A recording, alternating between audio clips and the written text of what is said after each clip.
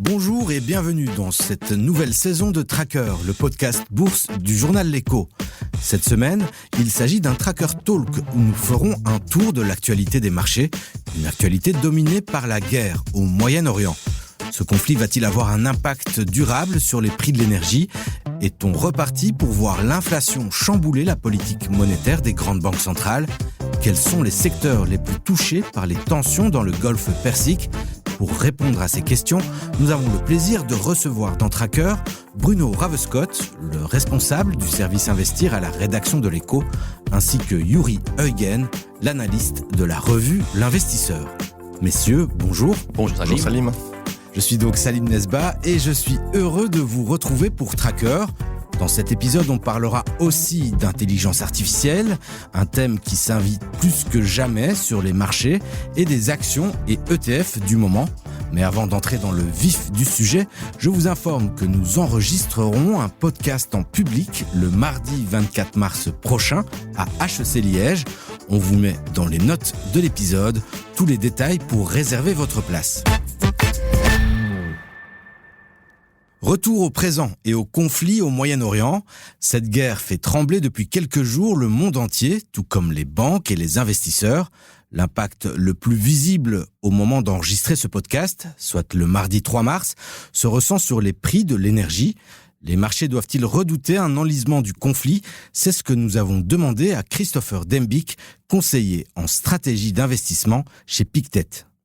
Pour l'instant, objectivement, je pense que le marché a la bonne lecture, c'est-à-dire que il y a bien sûr cette situation militaire, mais l'impact réel sur l'économie et les marchés financiers, a priori, est plutôt relativement faible. C'est vrai que les images du point de vue militaire sont assez perturbantes et laissent indiquer qu'on est sur une sorte de scénario de régionalisation de l'escalade militaire, mais le marché, je pense que pour une fois, le marché a raison, c'est-à-dire qu'il considère qu'il n'y aura pas un vrai impact à la fois sur les marchés financiers, sur l'économie mondiale, de ce qui se passe actuellement au niveau du Moyen-Orient.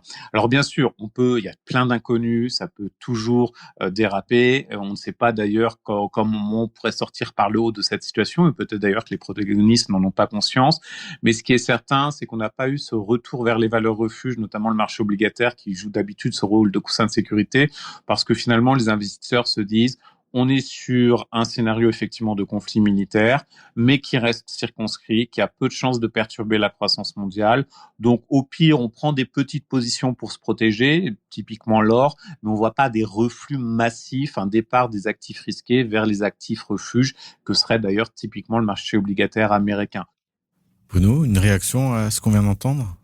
Alors effectivement, on peut dire que la réaction est encore mesurée par rapport à ce qu'on aurait pu craindre. C'est notamment le cas par rapport au prix de l'énergie, en tout cas au niveau du pétrole.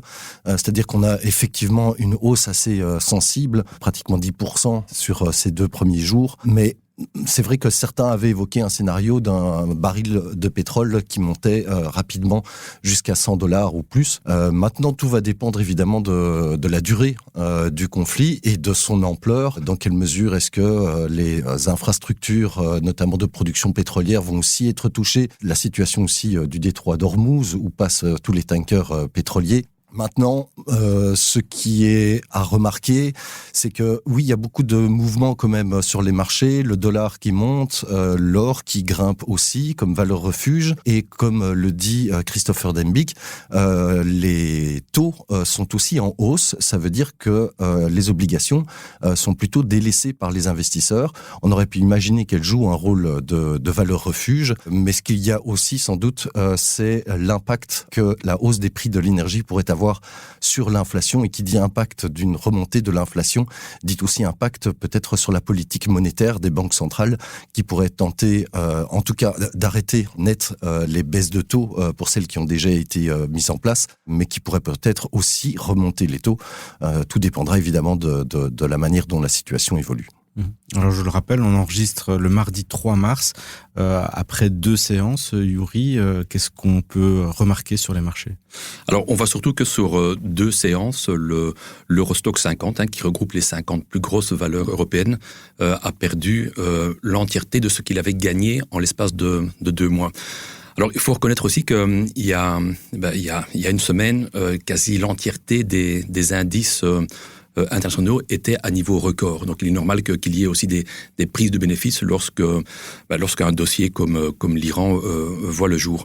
Alors c'est vrai aussi que si on regarde l'indice VIX, donc qui mesure au fait la volatilité sur les marchés financiers, on constate que cet index VIX n'est qu'à 25, ce qui est encore un niveau relativement faible.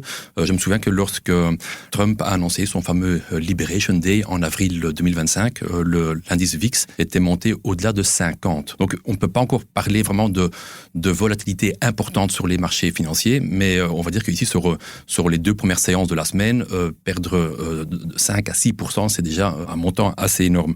Moi, ce qui me fait un peu peur aussi, c'est cette hausse des taux qui est liée au fait que naturellement les prix de l'énergie vont grimper. Et donc, vous savez, il y a quelques jours, aussi bien en Europe qu'aux États-Unis, on était encore relativement content de voir le niveau de l'inflation retomber à des niveaux normaux. En Europe, on était à 2% d'inflation, ce qui était un scénario idéal pour les marchés. Naturellement, avec le prix du gaz qui prend 70% en 2 jours et un baril qui remonte à plus de $80, il y a naturellement un risque que l'inflation reprenne de plus belle. Comme le disait Bruno, il faut naturellement voir combien de temps ce conflit va durer. On espère naturellement que les autorités iraniennes voudront parler assez vite avec l'Amérique. Une situation qui durerait plusieurs semaines serait assurément néfaste pour les marchés financiers. Et justement, demain, on publie un podcast avec Christopher Dembick sur les réactions que les investisseurs doivent avoir dans de pareilles circonstances, parce qu'il y a quand même un effet surprise. Que doivent faire les investisseurs dans un contexte pareil ? J'aurais tendance à dire de patienter, d'attendre, de voir, peut-être pas de vendre en masse directement, parce que c'est une évolution, c'est une situation qui peut changer aussi très rapidement, mais j'aurais tendance à surveiller peut-être justement ce qui a porté les marchés et ce qui pourrait susciter un retournement de situation. Je pense notamment au dollar qui s'apprécie et au prix du pétrole et du gaz qui remonte. C'est précisément, par exemple, 2 moteurs, parmi d'autres, mais c'est 2 moteurs qui ont porté les marchés émergents et particulièrement les marchés asiatiques. Il y avait d'autres moteurs aussi, mais les marchés asiatiques ont beaucoup profité justement de la faiblesse du dollar et de la faiblesse des cours du pétrole, dont ils sont très dépendants. Voilà, il faut voir que ces marchés ont particulièrement bien performé. C'est les meilleures performances boursières depuis le début de l'année. Il pourrait y avoir ici un éventuel retournement de situation, mais de nouveau, c'est à confirmer, c'est à voir, et il faut sans doute pas réagir dans la panique et dans les médias. Alors, il est vrai que l'année passée, en 2025, on a vu beaucoup de mouvements de type buy the dip. Donc, à chaque fois que les marchés se repliaient de 2-3%, il y avait toujours bien des acheteurs prêts à racheter des positions. Maintenant, je rappelle aussi que, par exemple, Berkshire Hathaway, donc le holding de Warren Buffett, a plus de 370 milliards de cash de côté. Si le holding de Warren Buffett estimait que les marchés étaient si bons marchés, il utiliserait ce cash. Donc, je pense qu'il est préférable d'avoir un peu de cash de côté, d'éventuellement vendre encore aujourd'hui certaines positions sur lesquelles vous avez bien gagné et attendre patiemment que la tempête se calme. Et dans le reste de l'actualité, donc avant cette intervention militaire, on avait quand même senti avec les résultats qui sortaient de grandes entreprises européennes à la bourse de Bruxelles, certaines sanctions fortes au niveau boursier après des résultats mitigés qui montraient aussi qu'on était arrivé sur certaines valeurs à un niveau élevé de valorisation. Oui, pas toujours. Si on prend par exemple l'exemple de Proximus, je rappelle quand même que Proximus a annoncé il y a quelques semaines qu'elle allait devoir acter des moins-values sur sa filiale internationale, donc de l'ordre de 275 millions d'euros. C'est pas un petit chiffre. Donc le groupe Proximus pèse 2,5 milliards en bourse, donc on parle ici de 10% à acter en moins. En plus, il y a 5-6 ans, Proximus payait un dividende de 1,5 € par action. Et ils ont annoncé la semaine passée qu'ils allaient donc réduire de moitié leur dividende en 2026. Et donc, on ne paierait plus que 0,3 € par action. Donc, on a toujours considéré Proximus comme étant une valeur de rendement, la fameuse valeur de bon père de famille. Mais on voit aussi que ce dividende diminue quasi chaque année. Et donc, il faudra voir si Proximus sera véritablement en mesure de relever le dividende les années suivantes. Mais je trouve que la réaction du marché n'était pas si excessive que ça. Bruno, il y a d'autres réactions que tu as perçues sur nos marchés Moi, j'ai senti des réactions qui pourraient être qualifiées d'excessives s'agissant de certaines valeurs qui ont effectivement bien monté. Je pense à la semaine dernière, les chutes sur une séance de UCB et Argenix qui étaient quand même assez sévères. Je pense aussi évidemment à la chute assez monumentale quand même de Syensqo, toujours sur cette même semaine, moins 30%, puis encore moins, on est arrivé à quasi moins 40% en l'espace de 2 jours. Il y a des résultats qui étaient ici plutôt décevants, et c'est vrai qu'on a senti quand même dans la saison des résultats, une fois encore, que les mauvaises nouvelles suscitaient parfois des réactions très sévères. Oui, mais dans le cas de Syensqo, il faut quand même noter également que le groupe avait déjà abaissé ses prévisions pour 2025. Ce qu'ils ont annoncé comme résultat annuel était encore moins bon que ce qui avait été annoncé il y a quelques mois. Et il faut dire aussi que les attentes pour 2026 ne sont quand même pas idéales, quoi. Donc, lorsque vous annoncez un cash flow d'exploitation de 1,1 milliard alors que le consensus est à 1,3, il ne faut pas s'étonner de la réaction des marchés. Je trouve bizarre au fait que le titre ait naturellement si fortement reculé, parce que bon, Syensqo, c'est quand même la partie chimie spécialisée de l'ancien groupe Solvay, donc qui vend ses produits donc à des segments comme l'aérospatial et autres, donc des produits, on va dire, de haute valeur, mais on voit très bien que la demande actuellement pour ces produits n'est pas là, quoi.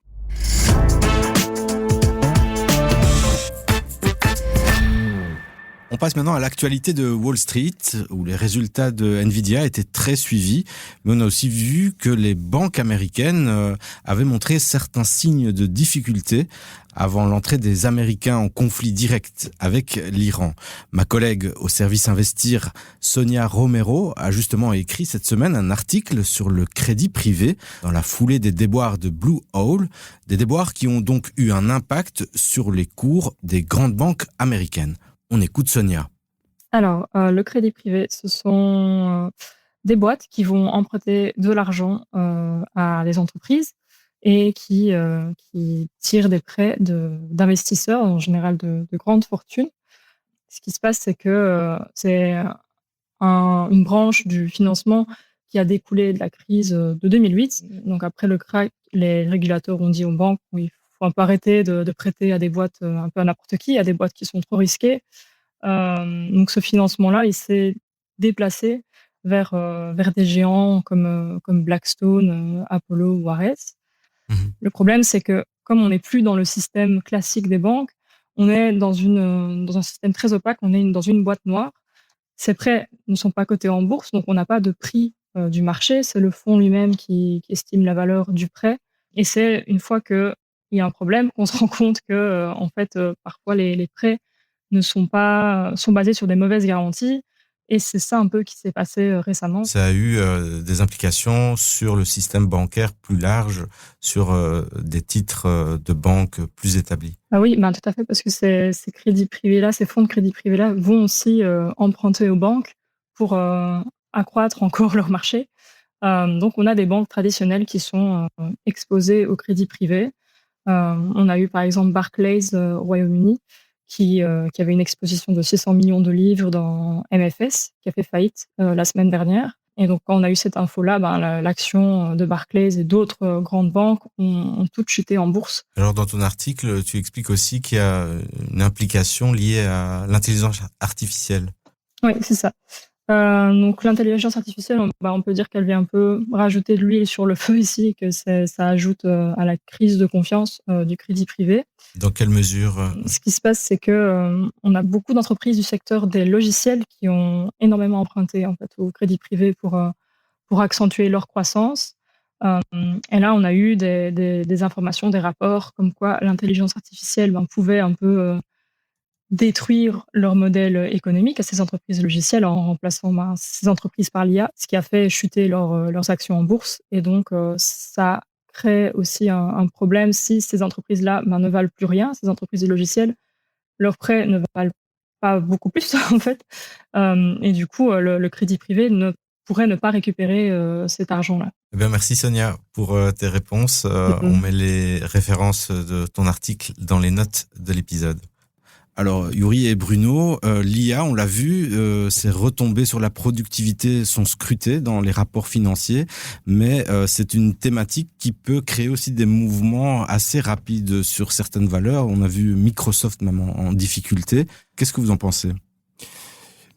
Oui, alors c'est vrai qu'il y avait une grosse chute de Microsoft qui intervient effectivement dans un contexte plutôt tendu autour de l'intelligence artificielle. Les retombées attendues, évidemment, des très lourds investissements de ces acteurs qu'on appelle les hyperscalers comme Microsoft. Mais ce qu'on a vu aussi ces dernières semaines, c'est comme Sonia venait d'en parler, ce sont des acteurs d'abord dans le secteur des logiciels, tout particulièrement, qui ont été bousculés par en fait la sortie de nouveaux outils, de nouveaux agents d'intelligence artificielle développés par des firmes comme Anthropic. On a parlé d'une anthropanique d'ailleurs pour qualifier cette situation. Et la crainte effectivement que ces nouveaux outils viennent empiéter sur leur business model. Il faut bien dire que la réaction des marchés a été très en mode panique. C'est un peu tous les acteurs qui ont été considérés comme des perdants et les investisseurs ont massivement vendu les actions de plusieurs acteurs. Maintenant, il y a aussi d'autres acteurs qui ont été emportés dans la tempête, notamment tout ce qui était lié aux services financiers ou d'assurance, même jusque dans l'immobilier, pour prendre des acteurs qui sont plutôt intermédiaires. Mais oui, il y a peut-être eu un mouvement un peu exagéré. Il faudra voir dans quelle mesure il y a vraiment des perdants là derrière, qui sont-ils aussi, et puis surtout s'il n'y en a pas des gagnants qui ont été pris pour des perdants. Il faut dire aussi que en 2025, chaque fois que l'entreprise citait le terme intelligence artificielle dans ses communiqués de presse, c'était jugé positif. Donc l'IA va naturellement augmenter la productivité de différentes entreprises, mais je me souviens surtout qu'il y a quelques jours, en fait, une société américaine avait publié un rapport, on va dire assez fantaisiste avec des hypothèses pour 2028 où on disait oui, la productivité va certes augmenter, mais elle mettra en péril naturellement beaucoup de boulot dit de bureau. Et donc dans cette étude, on disait notamment que d'ici 2028, le taux de chômage au niveau mondial serait de plus de 10% et que le système financier s'effondrerait. Donc il ne faut pas grand-chose pour faire naturellement reculer naturellement les différentes valeurs.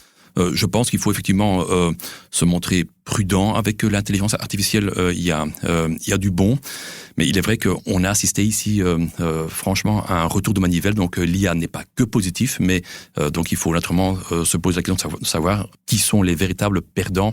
Et je ne suis pas persuadé que ce soit que les entreprises présentes dans les logiciels.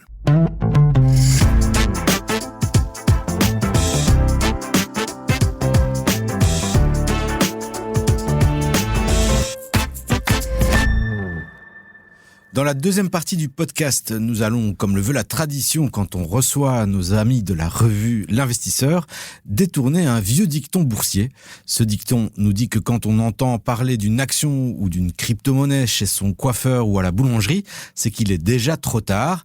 Alors, Bruno et Yuri, de quelle action n'a-t-on pas encore parlé chez son coiffeur ou à la boulangerie ? Moi, j'ai une action, mais on en a parlé déjà dans le journal L'Écho. C'est une action, il s'agit d'une société qui bénéficie de manière insoupçonnée de l'intelligence artificielle. Il s'agit de Toto. Toto, c'est un fabricant de toilettes japonais. Alors, je ne vais pas revenir ici sur le boom des toilettes japonaises. Ce sont des toilettes hyper sophistiquées, etc. Mais ce qui intéressait les investisseurs, c'est notamment le fait que la société fabrique pour ces toilettes une céramique sensorielle, une céramique qui peut être utilisée aussi dans tout ce qui est fabrication des puces mémoire, notamment pour maintenir la stabilité de la température au travers de ce qu'on appelle les wafers qui permettent de créer ces puces de mémoire. Maintenant, voilà, c'est un cours boursier qui a fortement grimpé ici en quelques semaines et surtout le jour où cette information a percolé, à voir évidemment si ça continuera encore à s'envoler. C'est très original, hein, comme je connaissais pas. Vous savez qu'à l'investisseur, je suis en particulier le secteur de l'immobilier. Je mettrai en avant cette fois-ci au fait une valeur qui est plus ou moins dans le même segment que VDP et Montea, donc dans l'espace de stockage. Donc il s'agit de Shurgard, que certains connaissent probablement, donc surtout ceux qui déménagent souvent. Donc Shurgard vous permet de stocker vos avoirs pendant quelques jours, quelques semaines. Alors c'est vrai que Shurgard, je ne connais pas beaucoup de personnes qui suivent vraiment le titre. C'est un groupe qui vaut 3 milliards en bourse. Il est numéro 1 en Europe. Et il est détenu en partie par un des plus grands groupes américains actifs dans le même secteur. Alors, il faut savoir que sa maison mère, donc Public Storage, vaut environ 30 fois les bénéfices, alors que vous payez actuellement environ 16 fois le bénéfice pour Shurgard, donc 2 fois moins. Et il faut dire que si on prend le secteur dans sa globalité, on voit que Shurgard est moins cher que les numéros 2 et les numéros 3 européens, qui sont tous les deux des groupes britanniques. Et Shurgard a le statut de CIR ? Non, c'est un groupe immobilier. Et donc, il n'a pas à distribuer, par exemple, 80% du bénéfice comme le font les CIR. Alors, nos auditeurs nous demandent aussi très régulièrement des avis sur les ETF du moment, les ETF, les nouveaux ETF. Yuri, dans la revue L'Investisseur, vous pointez chaque semaine l'un ou l'autre ETF, et il était même question d'immobilier la semaine dernière. Alors déjà, comment vous faites votre sélection et quels sont les ETF qui vous ont tapé dans l'œil? Alors, ce que nous, on apprécie notamment aux ETF, c'est notamment le fait de pouvoir les négocier très facilement. Alors, c'est vrai qu'on parle à l'investisseur chaque semaine d'un ETF de la semaine. Alors, ce n'était pas un ETF sur l'immobilier, mais le dernier en date, c'était un ETF où on mettait l'accent sur les small cap européennes. L'ETF que nous, on mettait en avant, c'est donc le fameux SPDR MSCI Europe Small Cap Value. Et donc, c'est un tracker qui vous permet d'acheter des valeurs européennes faiblement valorisées. Et donc, cet ETF met surtout l'accent sur le ratio cours-valeur comptable. Et ce sont généralement des valeurs dont le ratio tourne aux alentours de 1.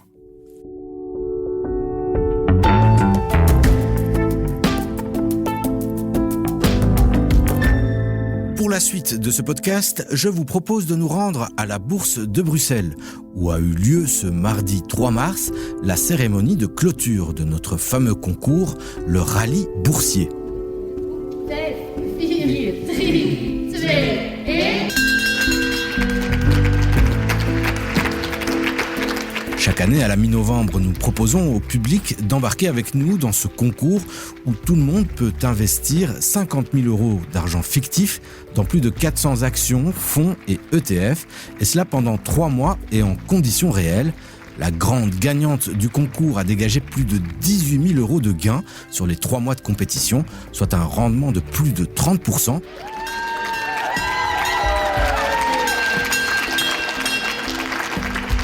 Et parmi les participants qui se sont distingués, nous avons rencontré un certain Victor, premier francophone du classement des étudiants. On écoute un extrait du podcast que nous avons enregistré avec lui et qui sera diffusé en marge de la prochaine édition du Rallye Boursier. Déjà, j'étais très impressionné d'être premier, parce que je ne m'y attendais pas du tout d'être premier francophone, parce que j'étais quand même 8e au classement général. Et comment j'ai fait, je me suis quand même mis beaucoup dans l'or, mais j'ai aussi fait quelques coups plus spéculatifs, comme acheter des valeurs de biotech comme Biotalis par exemple. Et oui, il y a aussi une composante chance, parce que je l'ai acheté quand c'était bas et j'ai pu le revendre quand c'était haut. Je pense, si ma mémoire est bonne, que j'ai créé 11 000 € à partir des 50 000 € qui m'ont été alloués au départ du concours. On va dire qu'il y a des choses que j'aurais jamais fait dans la réalité.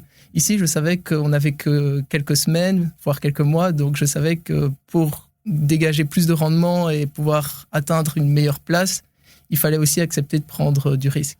C'était Victor, premier étudiant francophone au classement du Rallye Boursier. Et vous, messieurs, quel était votre résultat final au Rallye Boursier ?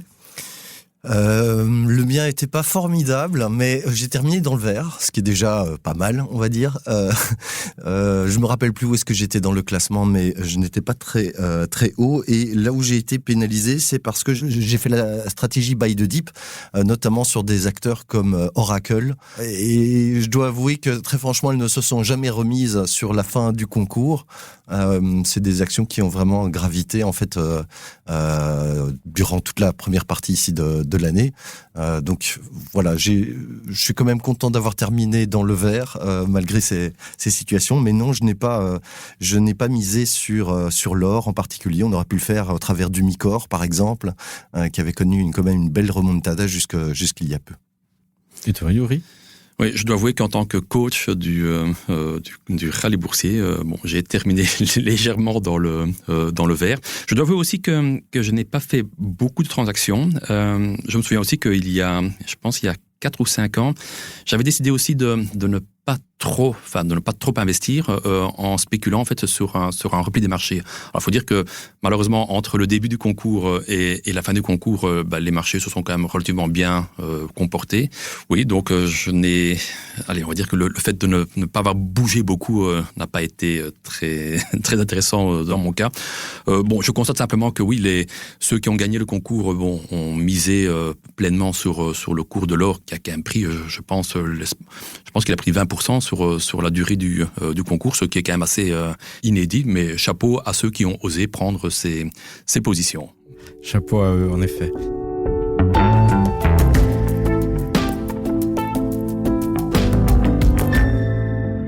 Et pour conclure ce podcast, on passe comme le veut la tradition à la question au tracker de l'écho. Chaque semaine, nos invités peuvent poser une question à laquelle vous pouvez réagir sur le groupe Les Traqueurs de l'écho sur Facebook ou en nous écrivant à l'adresse podcast@lecho.be. Dans les talks, on aime bien demander à nos invités de répondre à ces questions. Et cette semaine, on écoute Henri. Il a 22 ans, il sera notre invité de la semaine prochaine et il se demande si sa stratégie est la bonne et s'il ne met pas un peu trop d'argent en bourse. On écoute un extrait. Ça peut choquer certains auditeurs, mais j'investis un minimum 1 000 € par mois en étant étudiant encore. 1 000 €, c'est vraiment beaucoup. Ça vient d'où cet argent ? Il n'y a pas de secret, il faut rentrer plus d'argent et couper les dépenses tout simplement. Et j'ai différents projets qui me permettent de générer du cash flow, que ce soit en job étudiant, dans l'entreprise familiale. Alors j'ai 2 objectifs. Le plus important, je pense, c'est l'apprentissage. Je suis un jeune qui est intéressé par le secteur. Et deuxièmement, j'ai un montant fixe. J'aimerais bien viser 500 000 € d'ici 5 ans. Donc à 27 ans, tu aimerais avoir un demi-million d'euros sur ton compte en banque. Et tu as un objectif particulier avec cet argent-là ? En fait, j'aimerais bien faire un crédit Lombard dessus, adossé à de l'immobilier à Bruxelles. J'aimerais bien avoir un petit appart comme tout le monde, je pense. Alors, 1 000 €, c'est beaucoup ? C'est pas mal quand même, oui, par mois. Oui, il faut quand même déjà les sortir, effectivement. Quand on est étudiant, oui, c'est quand même un gros montant. Mais c'est une bonne stratégie, en tout cas, d'étaler ses achats mois après mois. C'est la fameuse stratégie DCA, c'est ça. Dollar Cost Average. Donc oui, mais c'est des grosses sommes. On n'est pas obligé de miser autant nécessairement pour se faire un bon portefeuille. Maintenant, tant mieux qu'ils puissent le faire. Je te voyais un peu froncer les sourcils, Yuri. Non, mais on va dire qu'avec 1 000 € de côté tous les mois, espérer avoir un portefeuille de 500 000 € dans 5 ans, ça me semble un peu irréaliste. Maintenant, si on prend simplement donc 100 € par mois avec un rendement annuel de 8% et pendant 40 ans, il s'agit d'un jeune ici, donc imaginons on commence à 40 ans, à 60 ans, on a 350 000 € à 60 ans. Donc si cet auditeur peut mettre 1 000 € de côté, il aurait donc 3,5 millions d'euros à 60 ans, donc une belle somme. Maintenant, il faut tout d'abord que ce rendement des 8% soit atteint, et puis il ne faut pas oublier non plus que l'inflation est là aussi. Donc cette approche d'investir tous les mois est naturellement la meilleure approche pour beaucoup d'épargnants. Alors on découvrira la semaine prochaine dans quoi Henri investit. Il nous ouvrira son portefeuille et il nous expliquera en détail sa stratégie. Il ne me reste plus qu'à remercier nos deux invités du jour, Bruno et Yuri. Merci pour vos réponses et votre participation. Merci à toi, Salim. Merci Salim. Je vous rappelle aussi que vous pouvez réserver votre place pour assister à l'enregistrement en public du podcast Tracker. Il aura lieu le 24 mars prochain à HEC Liège. Toutes les infos sont sur le site leco.be/trackerlive en un mot. C'était Louise Pinchard à la réalisation et Salim Nesba au micro pour Tracker, le podcast Bourse du journal L'Écho. À la semaine prochaine.